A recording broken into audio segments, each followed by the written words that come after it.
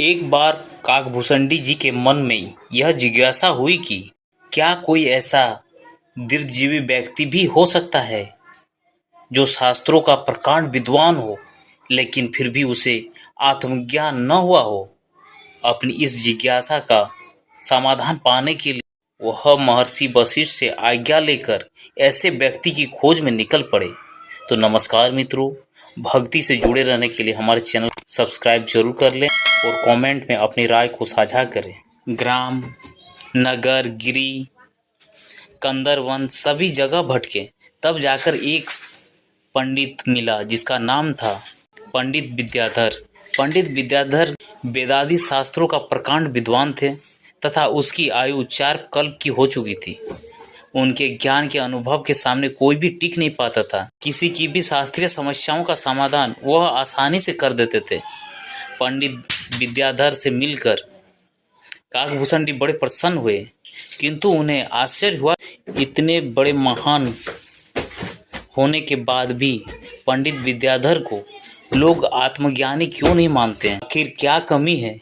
उसकी परीक्षा करने के लिए काकभूषणी जी गुप्त रूप से पीछे पीछे घूमने लगे।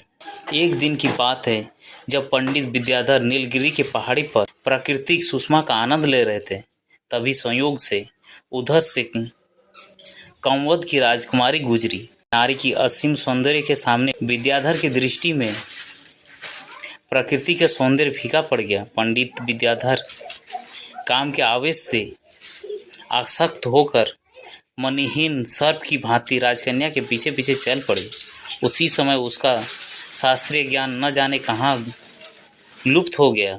जब मनुष्य इंद्रियों के विषयों में आकंठ डूब जाता है तब वह विवेकहीन कहलाता है। विवेक के स्तर के आधार पर ही ज्ञान का महत्व होती है। विवेक के आधार पर ही व्यक्ति को समझदार कहा जाता है। राजकन्या के पीछे पागलों की तरह चलता देख सैनिकों ने उन्हें विक्षिप्त समझकर कारागृह में डाल दिया।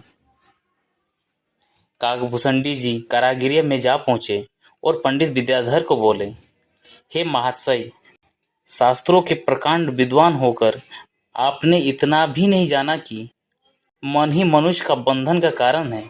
आसक्ति ही अविद्या की जड़ है। यदि आप कामासक्त नहीं हुए होते तो आपकी आज यह दुर्दशा न होती। विद्या उपार्जन केवल शास्त्रीय ज्ञान का बोझ ढोने और शास्त्रार्थ करने के लिए नहीं किया जाता है, बल्कि अपने जीवन में धारण करने के लिए किया जाता है। काकभूषणी जी की यह बात सुनकर विद्याधर की आंखें खुल गई। उन्होंने उसी समय अपने ज्ञान को आत्मसात करने के संकल्प लिया और उन्हें उसी समय आत्मज्ञान हो गया। इस वीडियो के माध्यम से विद्याधर हम और आप में से कोई है जिसके पास दूसरों को देने के लिए शिक्षाओं की कोई कमी नहीं, लेकिन यदि उन्हीं शिक्षाओं का निरीक्षण अपने जीवन में किया जाए तो स्वयं को एकदम कोरे पाएंगे।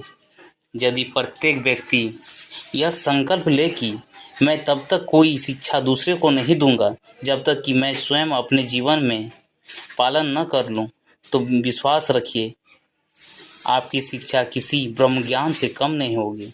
इसी के साथ मिलते हैं अगले वीडियो में। तब तक के लिए नमस्कार मित्रों।